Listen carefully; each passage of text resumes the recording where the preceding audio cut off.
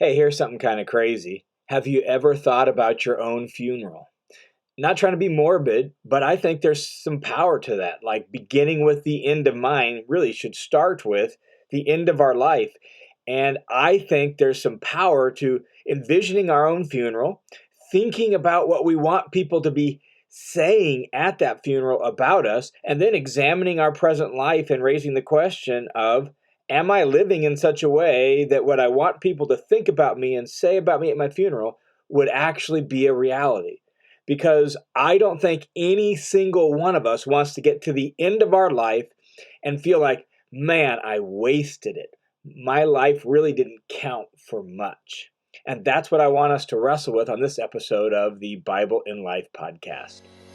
My name is John Whitaker, and this is the Bible in Life podcast, where we like to give what I call blue jeans theology. That is theology for everyday life in the language of everyday life so that we can be better followers of Jesus. Thanks for spending some time with me on the podcast. Now, let's jump right into it. You know, one of the most distinctive things about human beings is that we're on a quest for meaning. Like humans don't do well if they feel like their life doesn't matter, right? Like what's the point of it all? Why am I here? What's life all about? Is there meaning to my existence? And that stands out really from all the other creatures in the world. We want our life to matter. We want our life to count. And when we're young, we think we have all this time and we're going to do this, we're going to do that, and it's right. And yet the longer we live, we realize how fast life actually goes. In fact, when I was teaching at the college, I would regularly in one of my classes talking about life and life management and time management, some of that sort of stuff, I would regularly tell the students, look, let's say you're 20 years old and maybe you're going to make it to 80 years old. Let's say you make it to 80 years old. Doesn't that sound like old, right? A long ways off. And yet, if you're 20 years old, you're already 25% of the way done. Like, you just moved out of the house. You're just in college. You barely have even started your own life, and you're 25% of the way done. Life is much shorter than we realize, and because as human beings, we're in search of meaning. We want our life to count. Man, it's not like we have tons of time to figure that out. And that's why I think thinking about your own funeral can be so powerful. It puts things in perspectives and help us realize where do I want to be going?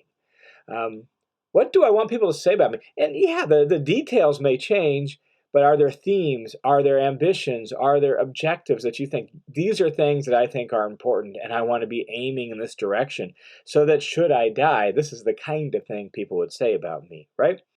So how can you and how can I live in such a way that our life actually makes a difference, that our life actually counts for something? It's really the question of impact. How can we live in such a way that our life has an impact? There's an interesting little passage in the book of Philippians, Philippians chapter 2, where Paul really does something unusual, something that he doesn't do in most of his other letters, really probably no other letter. Paul stops in the middle of the book and he actually gives his travel plans. And the reason for that is because he wants to hold up two people as concrete examples of us, of the kind of life we should live as followers of Jesus. Not so much in the details of their life, because the details between these two guys is very different, but the heart set of our life, the kind of life that we live that actually counts for something. And so he holds Timothy and Epaphroditus up as examples to us, as concrete models of living for Jesus, living for the gospel in this world as it now is.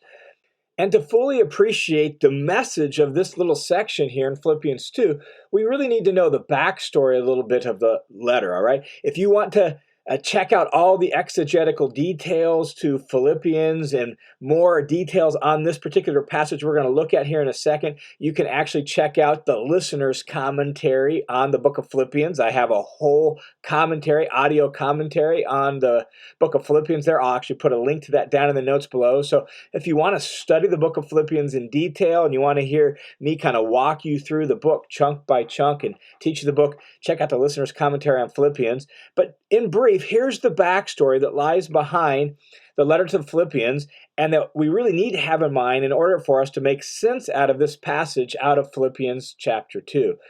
Paul, at this point when writing the letter, it's probably about the year 61 or 62. Paul's been in ministry for roughly 20 plus years, preaching and teaching and planting churches around the Mediterranean world. And at this point, Paul is under arrest in Rome. And the church at Philippi is a church that he planted roughly 10 years prior to this.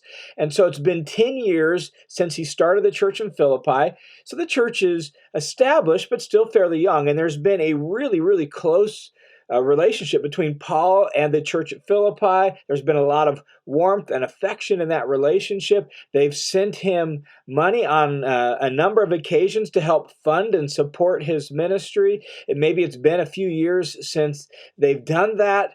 And at this point, Paul has been sitting in prison or arrest of various kinds for 4 years, 2 of those years in Caesarea in Israel, and now almost 2 years here in Rome. And so it's been a number of years, and somehow word has gotten to the Philippians that Paul's in need, and he could really use some support, and they decide to take up an offering to support the Apostle Paul.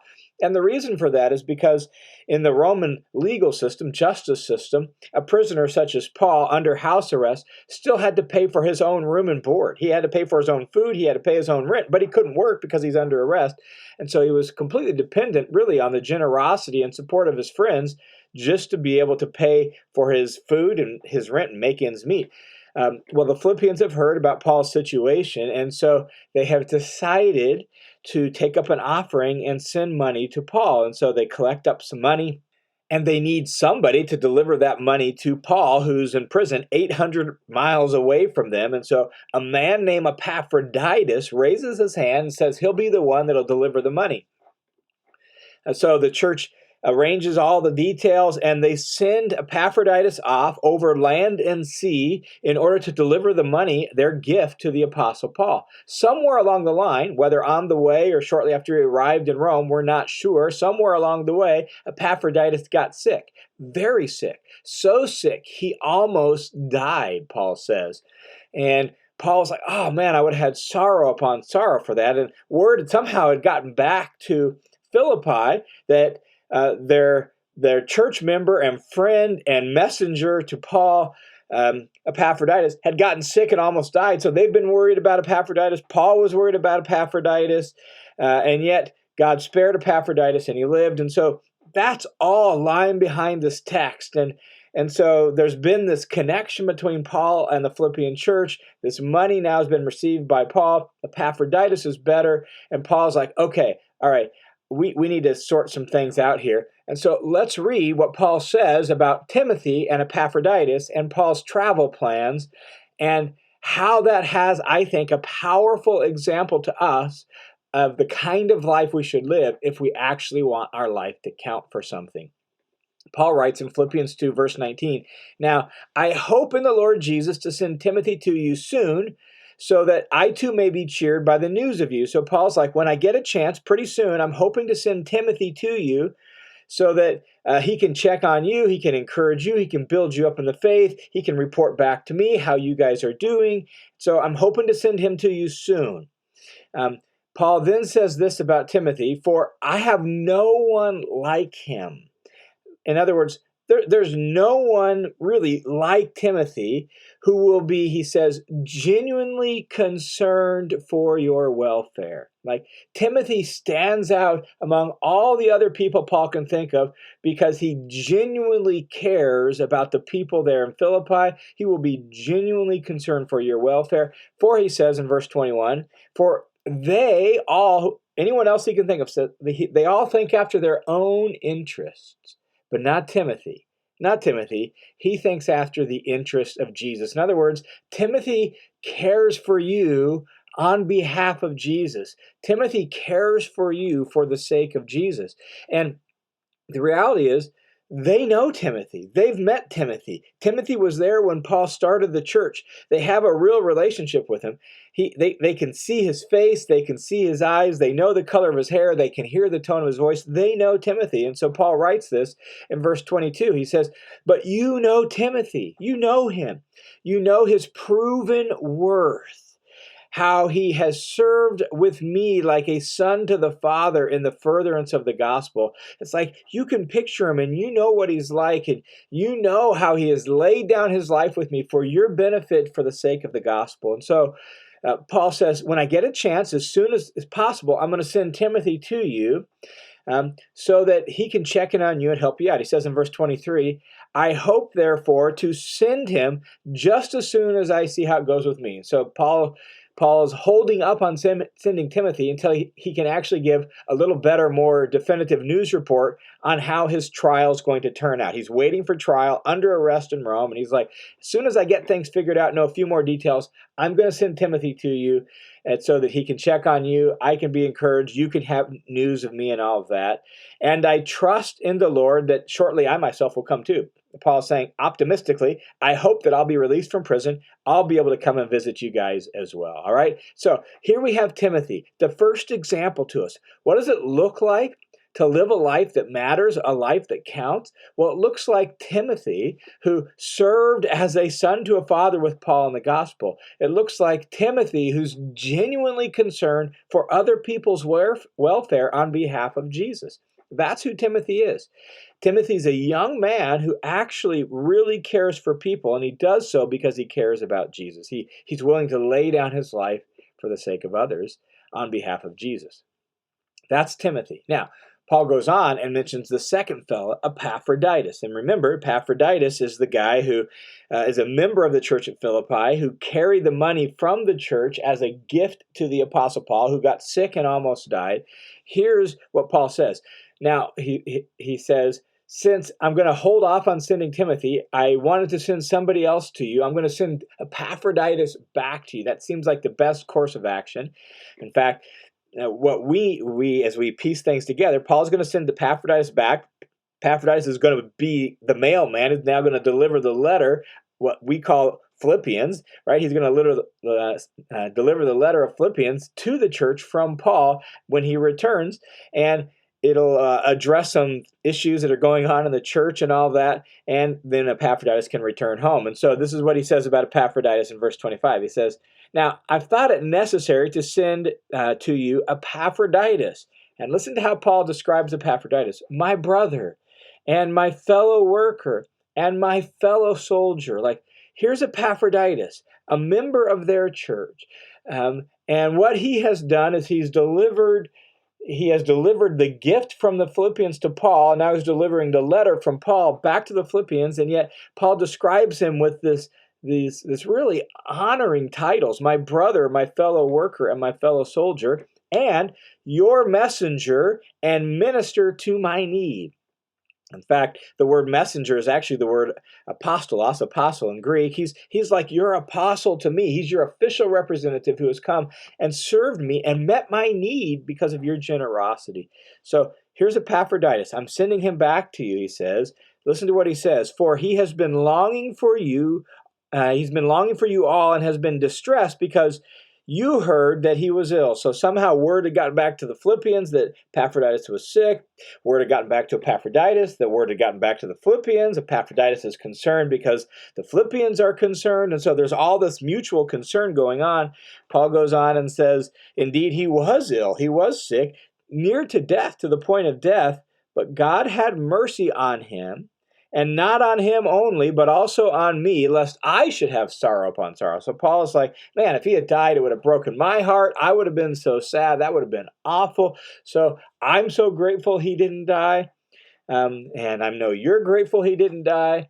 Listen to what he says in verse 28. He says, I am the more eager to send him, therefore, that you may rejoice in seeing him again and be less anxious. So that you won't be as concerned. He won't be as concerned. All of us won't be as concerned. Verse 29, so Receive him in the Lord with all joy, and catch this, and honor such men as him. Honor people like Epaphroditus. Hold them up, hold them in esteem, treat them and welcome them with honor. Why? Well, this is what he says. For he nearly died for the work of Christ, risking his life, literally gambling with his life to complete what was lacking in your service to me. Honor Epaphroditus because he nearly died for the work of Christ. What did Epaphroditus do? Epaphroditus, what he did was he delivered a gift from the Philippians to Paul. And Paul calls that the work of Christ. That's the service or the work of Jesus by delivering that gift. And it's such a big deal because in doing that, he risked his life to complete what was lacking in your service to me. And so honor him. Notice what we have here with Timothy and Epaphroditus. We have two men who in two very different ways, Paul would say they have given their life to serve others for the sake of Christ. They have served other people for the sake of Jesus. Timothy as a co-worker in Paul's ministry, who is preaching and teaching and making disciples and helping people learn the way of Jesus. Epaphroditus as essentially a delivery man who's delivering a gift from the Philippians. And both of them are laying down their lives for the sake of others on behalf of Jesus. I think that's instructive to us. That's the message for us. That's the whole reason. In fact, I think Paul stops in the middle of the letter here. Like Paul could have saved his travel plans to the end, but he wants to hold up Timothy and Epaphroditus for the Philippians and for us as concrete patterns of a life well lived. And how did they do it? Well, they did it by serving others on behalf of Jesus, being genuinely concerned for the welfare of others on behalf of Jesus in just concrete ways with their opportunities, their skills, their abilities. They served others, and thus they served Jesus in that way. They are living, breathing embodiments of what Paul called the entire Philippian church to just a paragraph or two earlier in Philippians chapter 2. At the beginning of Philippians chapter 2, Paul says, "Do nothing from selfishness or empty conceit, but with humility of mind, consider one another more important than yourself." And then Paul lays out the primary, ultimate example of that kind of living, the example of Jesus himself. He says in Philippians 2:5, "Have this mindset in yourself, which was also in Christ Jesus, who, although he existed in the very form of God," he had whatever makes God God, Jesus had that. He existed in the very form of God. "He did not regard equality with God something to be clung to and used for his own advantage." He didn't try to advance his own reputation, advance his own agenda, right? Like promote himself and make himself great. He didn't use his equality with God for his own advantage and for his own gain. Instead, he emptied himself, taking on the form of a servant and being made in the likeness of men. And being found in appearance as a man, Paul says, he humbled himself by becoming obedient to the point of death. And not just any death, but a shameful, dishonoring criminal's death, death on a cross. Well, that's the ultimate example of this serving others for the sake of Jesus, right? That's this ultimate example of a life well lived. And Paul wants to provide more concrete, down-to-earth examples. Two people that the Philippians know. They know Timothy. They know Epaphroditus. And Paul holds them up and says, guess what? They're embodying that very spirit of Jesus. They're living a cross-shaped life like Jesus did. They're laying down their life for the sake of others in whatever way they can, like Jesus did. And Paul holds them up as an example to the Philippians and to us because that's, as followers of Jesus, that's how we should live. That's how we should live. We should serve others for the sake of Jesus. And I'm sure there's probably people in your life that you know like that. For me, one of the paramount examples in my very early life was a man by the name of Bill Wingard. Most people have never heard of Bill Wingard. And yet I in a lot of ways, would not be where I am and who I am without him. When I was a young teenager, 13, 14 years old, 8th and ninth grade-ish, right in that time period, Bill Wingard took myself and my brother under his wing. We didn't have a dad. Our dad left when we were young. Bill, as a follower of Jesus and recognizing the importance of a father figure in a young man's life, took my brother and I under his wing, and he would take us boating on Puget Sound, or he would take us out to his property, and we would help him cut down trees and stack wood that he would use for building a fire in their fireplace and heating their house. And we spent multiple weekends over a couple of year period with Bill Wingard. And I would say this, that Bill Wingard in a lot of ways was the first man I ever saw to genuinely model for me what it looked like to follow Jesus. It's not like he preached to me, right? Occasionally, when we were out on weekends, well, pretty regularly, actually, if we were going to be out on a Sunday, we would open the Bible, we would read a passage of Scripture, we would pray together, we would take communion together if we were going to be out over a Sunday and miss church. And so I watched him follow Jesus. I heard him pray. I heard him encourage us to be followers of Jesus by the simple example of his life. And so by the generosity of his life, taking two young boys under his wing and just living out his own following of Jesus in front of us, he deeply influenced my life. And over the course of the years, right, that was 8th and ninth grade, I bumped into him again when I was in college. My family switched churches after ninth grade, and so I didn't see him regularly. I bumped into him again once when I was in college. And then when I was in graduate school, I was probably by this point about 23, 24 years old, and it had been almost a decade since those regular weekends with Bill Wingard. I thought, I really need to let him know what a difference he made in my life and where I'm at, that I'm in grad school studying theology so that I can serve Jesus with my life. And he was really, in a lot of ways, the beginning of that. And so I wrote a letter, old school letter. This is before email. I actually wrote an actual letter, mailed it to him.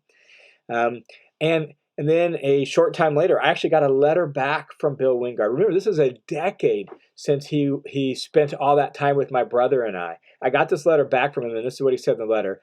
I pray for you at least every single Friday. He had me on his prayer list for Fridays, and he would pray for me at least every Friday, sometimes more. That's being genuinely concerned for your welfare for the sake of Jesus. Like Timothy, that's a simple, concrete way of serving others in Jesus' name. He took two young boys under his wing and then didn't forget about them in the years ahead, but continued to pray for us.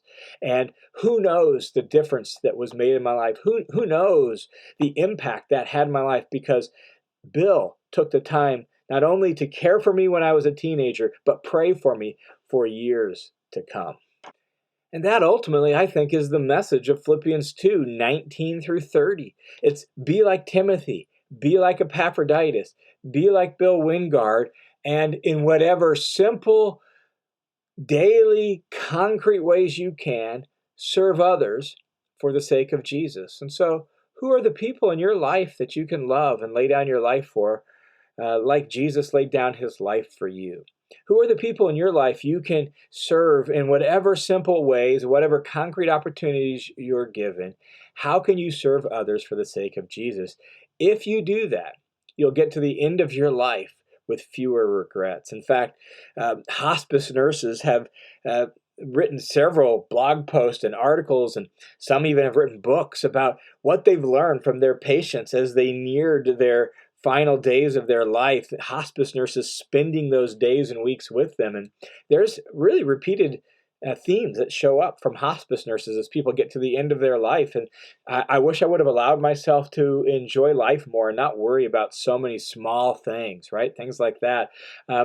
I wish I would have been a better husband or a better wife, a better child, or a better son, better daughter, better sibling. I wish I would have done that. These kinds of themes show up regularly. Two of the things that show up regularly are this: I wish I would have found more meaningful work to do, work that would have been more satisfying to my soul, work that would have been better for other people. And then the other one is, I wish I would have done more to help other people. In fact, hospice nurses say, they say this on a regular basis. I have had patients there in their final weeks decide, you know what? I'm going to leave X amount of dollars, or I'm going to leave all my property, or I'm going to whatever, to this charity, this organization, this church, right, that serves people and cares for people. Right there in their final weeks, they're like, all right, I didn't do a very good job of serving people during my life, but that's a big deal. Like, wired into the human soul is this loving other people and serving other people. And so there in their final days, they do it. Well, wouldn't it be great if we would start that today?